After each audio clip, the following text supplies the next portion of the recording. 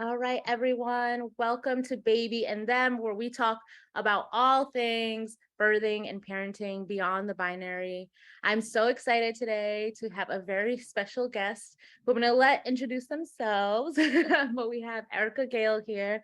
And I actually want to shout out your full government, Ericka Gail Harrison-Bey, who is a new parent. There's so many amazing things about you and so many reasons why I asked you to do this interview. But I'd love if you could just start by sharing a little bit about yourself, and then we'll jump into the chat. Yeah, so I'm excited to be here. Again, yes, my name is Ericka Gail Harrison-Bey. Pronouns they, she. Um, yeah, I'm a Sagittarius. I'm a baker. I am a cultural worker.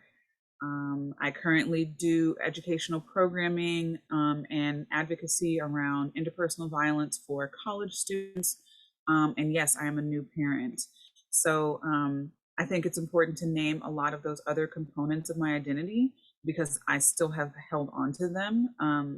Becoming a parent is not my sole identity, but also I'm only 3.5 months in. So it's a little bit easier to say that because right now, all baby does is eat, sleep, poop, and repeat. Um, but yeah, I mean, I live with my Scorpio spouse in our humble abode with our fur baby. And we're navigating this together. So it's really exciting because, yeah, I'll get into that more with your questions. I don't want to spoiler alert anything.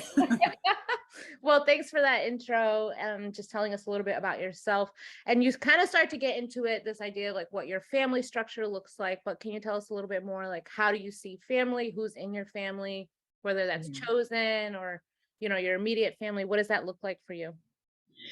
Yeah, so it's absolutely mostly comprised of chosen family because my spouse and I are both only children. And we both really only have our parents here as like immediate, support systems on the familial, like biological level. And for me, it's just my mom. So it's even like kind of smaller. So a lot of the folks that I consider part of my extended network of care and support for the baby are like my closest friends. And it's been interesting because again, we're only 3 months out from having them, but so far, like our village has really shown up. Like it's been really beautiful because I was so worried in the beginning that not even holding on to like the nuclear family model as the model, but just knowing like I don't have anybody else like here. I don't have like sisters or cousins or aunties to kind of come in and like watch the baby for me while I work. So my doula is providing postpartum doula services, and she watches the baby, and it's beautiful to see like how much they've bonded because I mean she was there when I welcomed them into the earth side realm. So yeah, but my spouse and I are definitely very egalitarian and in the like primary caregiving, and I would actually say that they do the bulk of things because they are taking the summer off of work and I'm back at work full time. So um, we really are very highly communicative about who does what. And it's not based on, the binary of gender or sex um, dynamics. So yeah, it's pretty cool so far. That's great. And, I just wanted to even take a step back and just say, like, how are you doing? 3 months going back to work. Like, how are you feeling? Oh, yeah. So, like, I was fortunate that I could take 8 weeks off of my job. Now, there was some drama there because we know that America does not care about people who give birth. And the, leave that I took was mostly without pay. I did not qualify for FMLA, so I had to use my PTO and then take off a month of no pay, which I was like, that's fine with me. I'd rather be at home with my baby. Yeah, these jobs, Um, are not gonna look out for mm, us. You got to look out for mm-mm. your family and yourself. And also, like, they don't want to lose me. Like, what I bring to my institution, they were like, okay, that's fine. Yeah. So yeah, I did that and I was able to rest and recover. And again, my doula provided postpartum services. So I had her. And then, going back to work was so emotionally draining. Like I felt I couldn't stop saying that this felt cruel. It Yeah. felt cruel to have to go back and leave my baby because you will see soon that 8 weeks is nothing. I It's can't even nothing. imagine, like, it goes by like that. Just even being pregnant, it goes by so fast, right? So I Hmm. can't even imagine like having them in the world and thinking that 8 weeks is any substantial time. It was painful. And then, like, giving birth completely changes like your brain. And so I had to get recalibrated to being in that environment. Yeah, so my brain had to totally recalibrate. I felt just so disconnected from everyone because it's like I just gave birth. So I'm in this realm of like keeping a newborn alive, and everybody around me is like they're still functioning as they were before I went on leave. So I just felt like kind of like a stranger to everyone, and getting plugged back in was hard. The first day, I was like, cool, I can do this. Not too bad. The second day, oh my God, I had a meltdown in my car. I was like, I'm going to quit my job. I want to move. I hate this place. I'm never going to leave my baby again. This is like talking to my spouse, like, okay, so when I put in my notice, what are you going to do to make sure that we can get through the next 6 months? Because I'm not going back to work. And it was great because they were like, okay, I hear you. I affirm you. I support that. Like, just let me know. Whatever you need, I got you. It's a month and a half later. I'm doing well. Physically, I've recovered incredibly well. Didn't have any complications, so that was a blessing. No postpartum anxiety or depression. I'm loving this part of my journey right now. The baby phase for me has been so sweet. I'm gonna miss it. I miss it already because every day they're growing and not needing me as much. I know they say that they change so fast, and even though you're kind of like sleep deprived and in this space, you just got to suck it all in and take it in because it goes by so fast. It's true. It's very true. Oh, It's so I'm true. looking forward to that. It's very sweet. Oh man, and so I wanted to ask you, now that you're a parent, looking back, did you always want to be a parent? Is that something you always set out to do, or did it shock you? Like, how did it come about? Yeah. So you probably saw me shaking my head emphatically.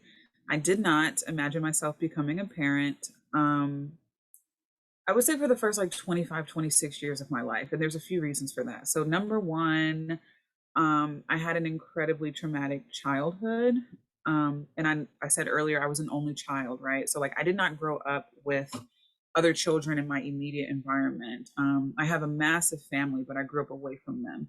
And I was always like kind of the youngest. So I grew up alone, you know, incredibly, like I said, traumatic, neglectful, abusive parent as my primary caretaker until a certain point. And so I was like, I don't ever want to put anyone through this, right? I don't know that I would even be capable of parenting in a healthy manner because I didn't have that as a kid. Um, Another reason was I had some health difficulties that I imagined would make it difficult for me to conceive. And the other was I had never been in a relationship with a person that we could conceive together in a way that didn't involve like IVF or something, right? So I just was like, well, I'm never going to have a child. When I got to 26, that was the age that my mother had me. And first, I remember being like, oh my God, this is mad young, right? Like, I was like, whew, I'm still baby. I'm growing as an adult, but I couldn't imagine having another, a I person know to take people are care having of. a Saturn return, like just figuring it out. A mess. A mess. So I didn't feel like I was in that space, but I started entertaining the idea more and more because I'd done a lot of healing work and I was almost halfway through my graduate program of being a counselor. So I was like, man, I think I could be ready to go through this. So then fast forward the past couple years with my now spouse, I felt like this person is a healthy partner that I would love to have a family with or add to our family. And more so, I felt like, it sounds cliche, but really, I could help break some generational curses. I feel like I have the tools. My mother was a what they now call gentle parenting parent. So she did a lot to kind of correct my idea of what parenting looked like. And I wanted to model, I wanted to do something after what she modeled. Um, but I actually went through like a year of intense kind of genetic counseling and working on some fertility challenges. And so by the end of it, my OB was like, well, 1 in 5 people are just infertile and we don't know why. And maybe that's you. So I had actually just made my peace with it. And wouldn't you know, like 3 months later, Boom. surprise, I I went to Chicago Pride and magic happened. It's always pride, that energy.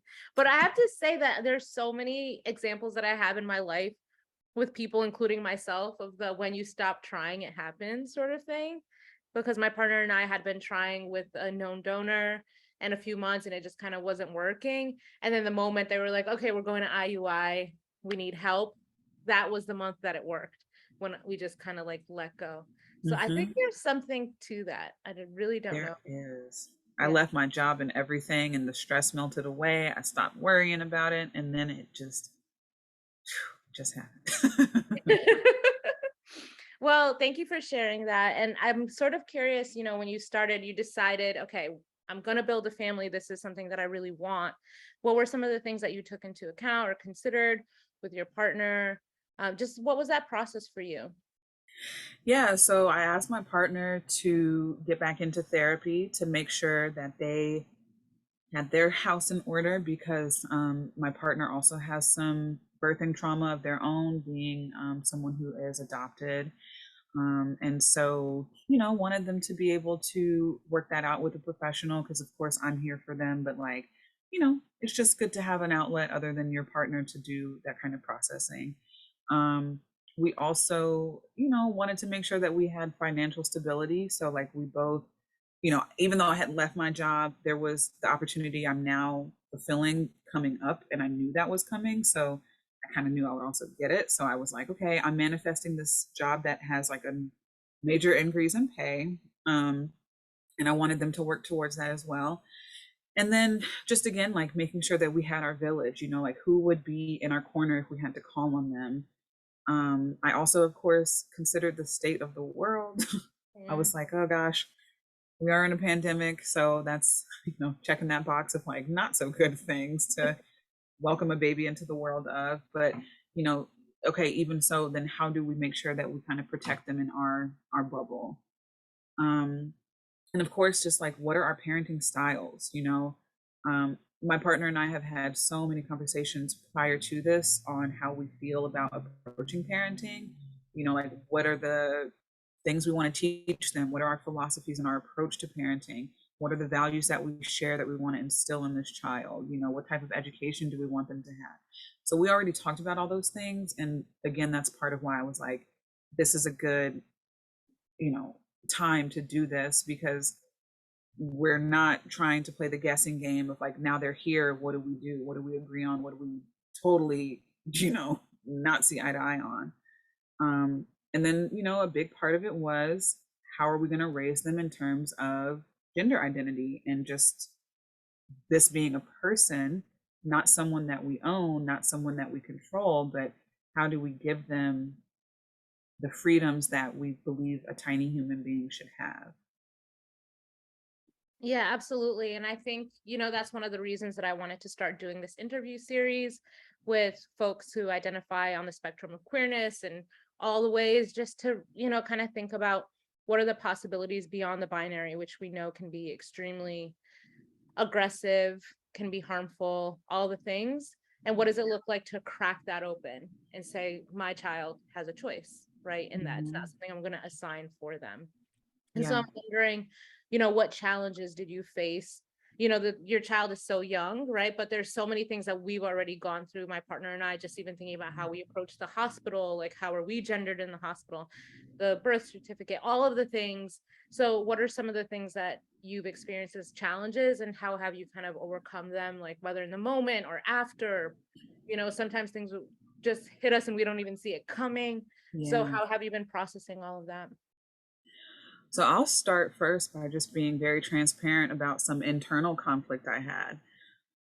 So I did the NIPT test, which like told me the sex of the baby very early, right?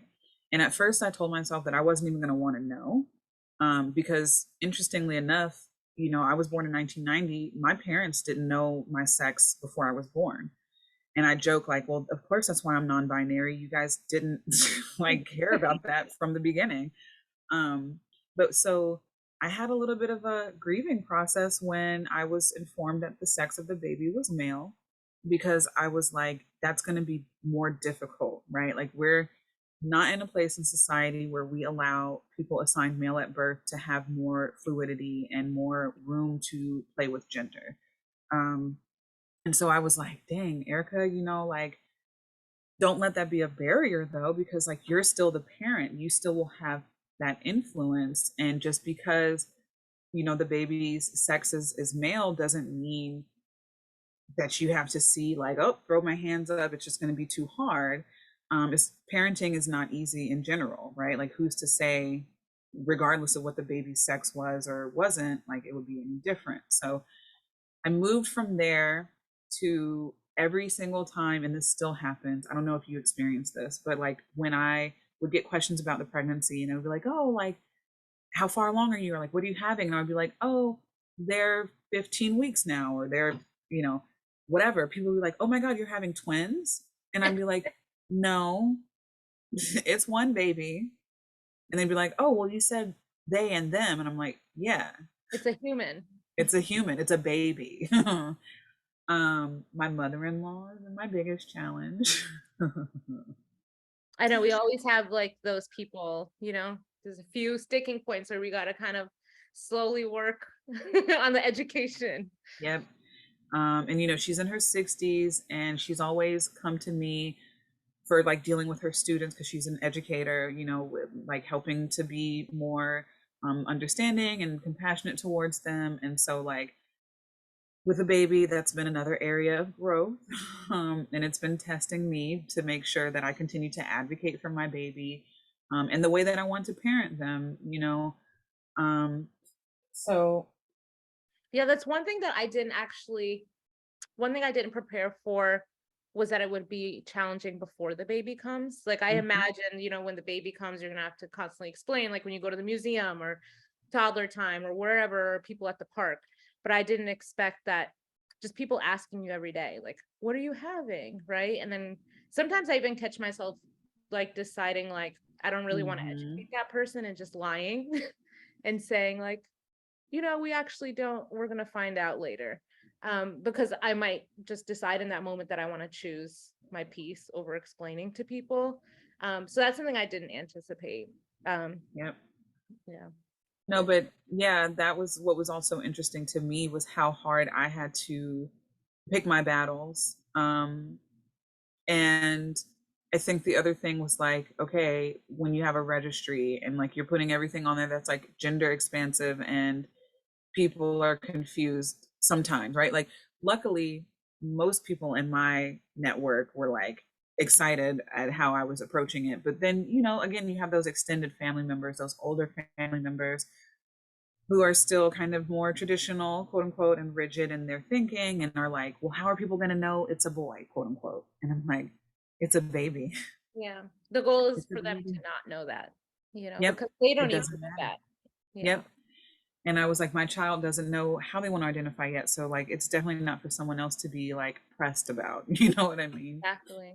Um, but luckily, most people, they got caught up to speed, and they were like, okay, fine, right? Because a lot of people do take the philosophy that like, you don't tell another parent how to parent their child, even The if you golden don't rule. agree. So yeah. So we'll see what happens as they get older. I mean, there's been things so far that I've done to kind of, again, guide people to understanding like, this is a Enby baby, it's my Theyby. Yeah. Like, and so yeah, we'll see once they're able to, kind of communicate more verbally and be in the world, how it goes. Yeah, that's the most exciting part because, you think about early childhood development and they really start to communicate at 2 and 3, like really Yeah. knowing who they are. And if you Yeah. just make the space for them, they'll let you know. Yeah. So that's our plan, is when they're like 2 or 3, we're gonna check in, right? And just say like, hey, some people might use he, him to talk about you, or they might call you a boy. Like, does that feel good? Does that is that how you feel? And if they say, yes, that's what it is, then we'll let them know, like, okay, you can always come back to this. But if they say no, then we'll say, okay, we'll make sure that we continue to communicate that to people and that they make, effort to help you feel affirmed in your identity, because you do have the right to self-identify and express that however it feels good for you. Exactly. And then knowing that that might change as they're growing, right? And then we're just Mhm. going to support whatever, they're going with at that moment. And that Yep. it's okay. Ariel and I kind of talk about it in a way that we just want the child to not feel like they have to come out, right? Like that there Yeah. has to be this like process of being afraid to tell the parents in the community, Yes. that they just feel from the beginning, whatever they Who are, they are. that's it. And they're supported. Yep. Well, I'm so excited for you. And I'm wondering if you would tell us a little bit about how your birthing journey happened. That's something that so many people who are anticipating, myself, I'm a little selfish here, just wanting to hear other people's stories because, so many things can happen. So, like, how was your birthing story and your experience? Like, what were you excited about? How did it go? Anything you feel comfortable sharing? I mean, I think the only thing I was excited about was the fact that a tiny human was going to be, coming into the world and being a part of our family. Everything else I was incredibly anxious about. So brief little content slash trigger warning. My whole life, for some reason, I have been afraid of dying in childbirth. I'm just putting that out there because that was always in the back of my mind. And I think even more so because doing racial justice work, I always shared statistics on Black maternal mortality rates. And it was just like I was too deep in the knowledge of things that can happen when you have healthcare providers who just do not see your humanity and don't care. And so that's another reason why I got a doula like right away and had a Black OB. Um, so I was pretty nervous about things in the first, trimester, basically, because it's also the time that things are kind of fragile. And I was like, I don't know about you, but like my morning sickness was off the chain, like all the time. And so I was like, this is awful. Like, are you punishing me? Like, do you not like me or something? But once it went away, it was like a magic switch just flipped, and I was like, okay, we're cool now. We're good now. Um, and so it was just cool watching my body change, like I thought it was going to be really dysphoric for me, but it was actually like I was just this vessel that was making life. And it was really cool to be comfortable despite how I started to feel like a busted can of biscuits at the end. Well, not there at 36. you know, Oh my God. And then like I had to get Crocs. And like for me, I had sworn against Crocs like ever since they came on the scene. I was a hater. I was a Croc hater. Not the croc hater. And I'm not a convert at this time, but I'm a believer. Okay, so I I won't do. send you a pair. That won't be the gift I send you. Like I got my one. I got the platforms because they were kind of cute. And I got my little giblets or whatever they're called. And I was rocking those for the last month of that pregnancy. I couldn't wear anything else. I have to show you. This is what I'm these are so all like they're birds. right. It is just foam. This is my That's it. Like we cannot I could nothing else. not put anything else on. Um, but then, like I just got to a place. Luckily I didn't have any complications throughout. Like my eczema cleared up because, with you being like immune suppressed, it actually like helped a lot of my autoimmune issues. So I was like, ooh, I wish I could stay pregnant all the time, like in a way. It didn't mess with my sciatic nerve, which was like amazing because I mean you're literally stretching and expanding and ligaments are getting loose. But yeah, that distribution of weight like didn't cause any issues like that. So it was good. That was all good and well. I didn't even really have Braxton Hicks. So I just like got home from having a date night and I heard like a champagne cork sound like pop in my body. And I looked at my spouse and I was like, I think my water just broke. Oh, And they were like, are you sure? Like, are you sure? Because it's not like the movies. It's not necessarily going to be this big, like, gush of waterfall. That did happen eventually, and I should have gone to the hospital sooner, but I labored at home for 4 hours. My doula came for the last two, and then we eventually went over to the hospital, walked around the hospital for a couple hours because they couldn't admit me from triage because all of my fluids were on my sheets at home. And, they were like, "Are you sure?" And I was like, "I'm so positive." So once I got more dilated, they admitted me. And then basically, I was in labor for about 20 hours, but believe it or not, it didn't really seem like it.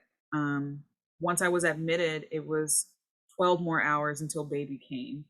By hour 14, I did get an epidural. And I want to just make a point to say, if you get an epidural, if you're one of those people who's like, "Oh, I want to have a natural birth," you are still having a natural birth. I mean, all birth is natural, right? But I didn't have to have like an emergency C-section or anything, which was very fortunate. So I got the epidural and then dilated a centimeter every hour for the next like 5 hours. Felt fine. It just was like this rolling wave. I did a lot of visual breath work to help me get through it. And it just felt like something happening. Like you could feel like a tightening, but it wasn't painful. Yeah. Prior to that, though, them contractions, some people will say, "Oh, it feels like a really bad menstrual cramp."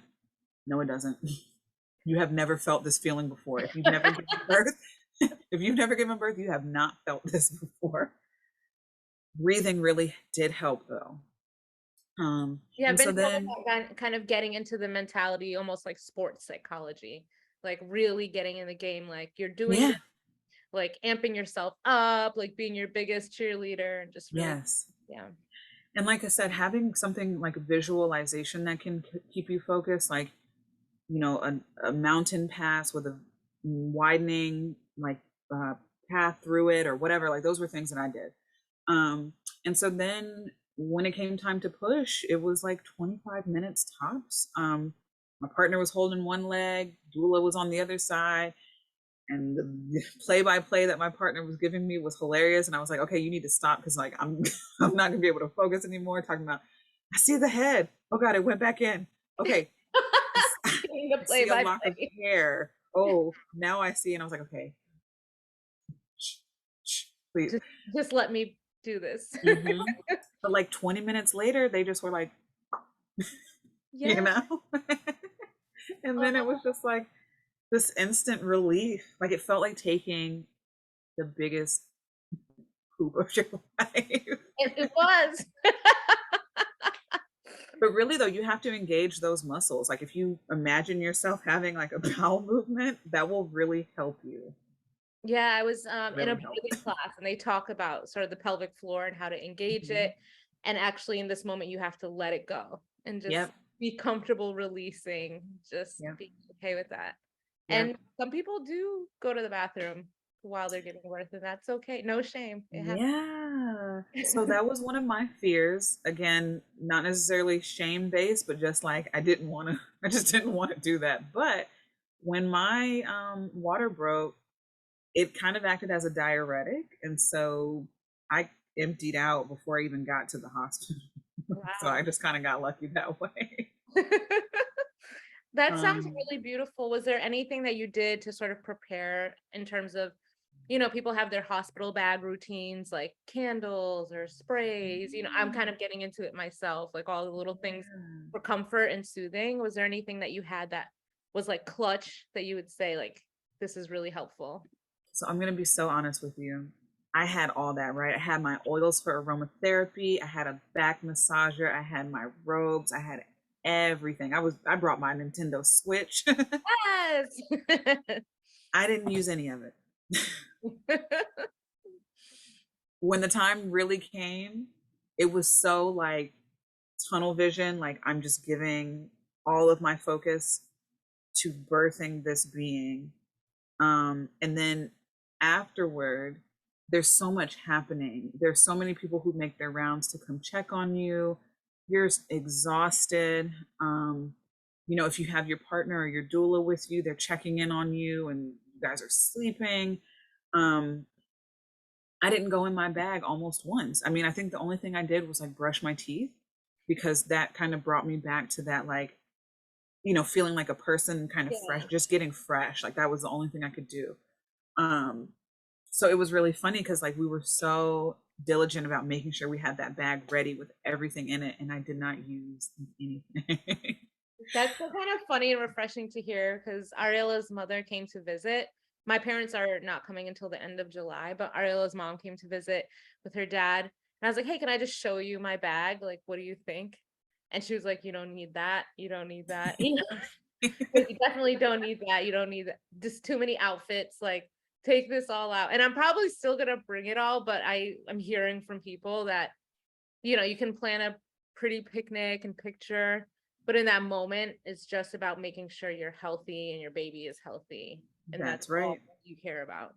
That's I'm so exactly it. glad that you had a good experience. Yeah, and so like, again, just sharing my truth. I am someone who is a survivor of different types of sexual violence. And early on, I had told my doula, like, that's a part of my story. And part of why I have you here is to help me through that, because I'm worried that could be a trauma that comes through when I'm giving birth, right? Like, you have people doing different things. And like, one thing I had was like no cervical checks without my consent. Yeah. Um, and so like keep that in the back of your mind if no one's told you, because sometimes they'll try to come and do that like every so often to check your dilation, and they really don't have to. So that was a boundary I set early on. It's like, if you don't have to do it, please don't, because also that can cause infection Yeah. once the amniotic sac or is open, or the plug has come out. Yeah, absolutely. I took So in my birthing class, that was one of the things that they really pushed was listen for the invisible questions, right? And when people are mhm, like, I'm gonna do this, but they're not really asking you, they're telling you, mhm, but you actually have a choice in that moment yes, and just be constantly, and that was a big one, right? yeah, So thank you for sharing that. yeah. So yeah, I was so happy that one, I didn't die. So that was like childhood fear vanquished then and there. And there was it wasn't a traumatic experience for me. Like, yes, giving birth is a trauma physically and even some ways psychologically and emotionally, but like I had an incredibly positive experience. And part of that too was that was the mindset I had. Through my pregnancy, I kept saying to myself affirmations that I'm going to have a smooth delivery. I'm going to have a joyful experience. This is, my body will do what it's going to do naturally. Mhm. All of this is a part of this process and it will be fine. Right. And I think that really helped me. And then once they came out in the world, which I have photos of, so beautiful to Oh, see. you'll have to send us some so I can drop in. Yes. um, it was true for me that like as soon as I held that little nugget to my body, I was like, I will kill for you. I love you Yeah. endlessly. So it instantly Um, kicks in that parental urge to protect.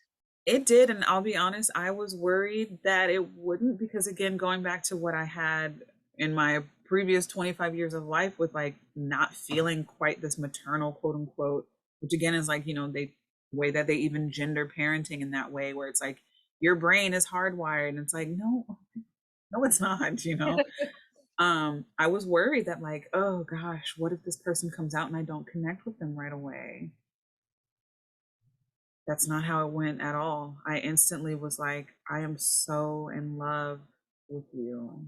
Oh, And I'm so ready to go on this journey with you and be your guardian and just do whatever I can in my capacity to keep you safe and give you a life that you feel is worth you coming down from wherever you came from to be here. yeah. That is so beautiful. And thank you for being so candid and honest about the fears that you had. I think any, Black person who's assigned female at birth definitely has that fear. I know I have that fear. And we all carry around, our own set of baggages. So it's really important that you're signaling for us to really think about that before the delivery, right? Because you don't want to be caught off guard in what could be a really beautiful moment if you just kind of prepare like this could happen and have the Mhm. supports in place to kind of, be prepared for that time. So it's really Absolutely. inspiring. And now I'm wondering, since the baby is here, what are you thinking through in terms of parenting, and how have you and your partner sort of navigated what being a parent looks like? What kind of values, what kind of, agreements do you have, if any? What does that look like in your household? Yeah. So I kind of joke that we have like the cheat code because I was a children's therapist and my spouse is a educator that worked with children. So both of us are already so, inundated with information and firsthand lived experience of like working with children. Um, and on my end, children who have experienced trauma, and then on their end, children that are autistic or have, different types of disabilities. So we are both just like very patient and, with each other, but also with the baby. We don't believe in, letting them cry it out. There's no such thing as spoiling a baby. We're very attentive to, their needs, and we try to, anticipate them where we can. Like I said, we're very egalitarian, so like it's not like one person is responsible for changing diapers and feedings and one person does X, Y, and Z only. It's a give and take, and we understand sometimes it'll be 50-50, sometimes it might be 75-25, sometimes it might be 80-20, but we just check in with each other and show up and communicate so that we're not like getting frustrated, because it can be frustrating in the beginning because you want to do the right thing. You want to do the right thing by your baby.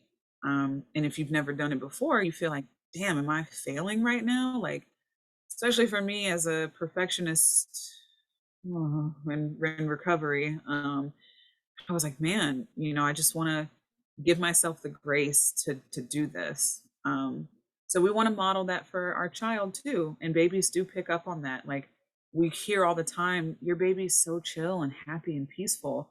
You guys must be like that in the home. And I'm like, yeah, I think we kind of are, and they can sense that. So, we want to raise them. We have a lot of books on like how to be an anti-racist baby, right? And That one. we have books on like LGBTQIA plus figures to know. We have sign books for babies.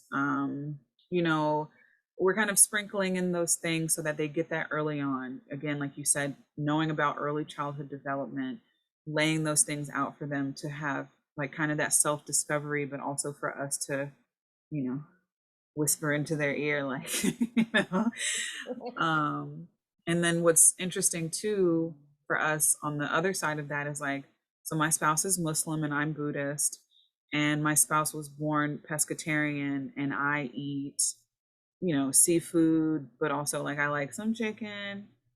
I used to be a vegan, but with some of the health challenges I had, and having a peanut allergy, long story short, I had to introduce iron and certain things back into my diet, right? So those are some areas where we're like, how are we going to navigate food choices for the baby? And then again, like, do we want similar, I think, to how we are navigating the gender piece? I don't think either one of us want to introduce a religion to them that they feel they have to adhere to. Because I was given the gift of, discovery for that by my mother. So I want to give that to them. And on that note, same thing with their name. The name that we chose for them, we don't want them to feel like they have to keep it if it doesn't fit who they feel like they are. Um, so, we want them to just be who they want to be and know that they're going to be supported, and that, being an individual is good, but that they're a part of a collective that cares and will be there for them and accept them. And we're really struggling right now with like, what are we going to do about the school part? I don't even think I have to say why. My partner and I were just having this conversation last night over dinner, because there's so many factors to consider. It's like, do we home teach? No, we're not going to Exactly. homeschool because they need Right. to be exposed and learn and develop. But what is the best environment? Because we don't want them to be experiencing all these challenges that we know are coming. Oh, it's the struggle, right, of being a parent, but also wanting them to, learn in the Yeah. world. And I think what's funny is you'll see soon, even though this baby is only 3.5 months, you start thinking of everything the next 10 to 15 years of their life, you're like, okay, so what are we going to do when they're 5? Okay, what about when they're in elementary school and middle school? And it's like, baby ain't even holding things with a firm grip yet. They're just You know? getting their sense of color still in their vision. But that's the stuff you have to consider and think about, and I think what's funny is so much will confront you that even if you thought you were prepared and had thought of, it's going to come up in a different way once that child is here. Especially, they're going to be a mirror for you. So a lot of things that were influential in the parenting you received, you're going to be confronted with firsthand when you have to make that decision with that little person. Yeah. I think that's probably a good way to segue into our last question, which is what advice would you give to anybody who's considering birthing or parenting in a non-binary way, in an expansive way? Yeah. Just what are some tips that you have already in your toolbox? Yeah. Well, first, I would just say this is like a general, but like if you are on the fence about having a child, I would suggest either checking in with people around you or not going to that place until you feel like you are 100% certain, because it is such an undertaking of love and selflessness that, like, I think if you're not in a good place, it's going to be very difficult. And that for me does connect to the choice to parent in, a gender expansive way. Because if you're not certain about how that's going to look and how you're going to be able to do that for that child, it's going to be so hard on you and that child, right? And whomever you're bringing this child into to the world with. Um, I would also say, just do your research, right? Like, see what other parents who are doing this type of parenting, what are their experiences? How do they suggest approaching it? Navigating it with people in your life who may not be on the same page as you. Because you do want to be able to arm yourself with knowledge, but also to, again, be able to advocate. Because some people will try to challenge it. Um, I would say, to give yourself a lot of grace. There is no handbook, right? We're all kind of learning at the same time as we're raising these children how to do this if it's your first one. And I think while we can look at pockets where that's been, like some people might have been brought up this way, it's not as prevalent in the past as it currently is, right? Like for our generation as like millennials or even Gen Z parents, because I think they're old enough to have kids now. Um, and I know, like, one thing I want to say too is like have fun with it. Um, we just did a photo shoot for the baby for their 2 months, and I bought like a little jumpsuit from Target's Pride collection. Yes. And I put them in that because I wanted them to be able to look back, and if they come out as trans or non-binary, whatever, I want them to have pictures of them as a baby where they feel like they have, they're affirmed and they can see themselves. So there are so many like different things you can do to make it so that you are parenting in a way that's gender expansive and honoring, you know, kind of the commitment to having a beautiful queer family. So, making sure you and your partner are on the same page about that, and, that you're just kind of unwavering in it, because 3 months down, lifetime to go, lifetime commitment, And I want them to always be able to look back and say, like, my parents really truly loved me and really supported me being who I am.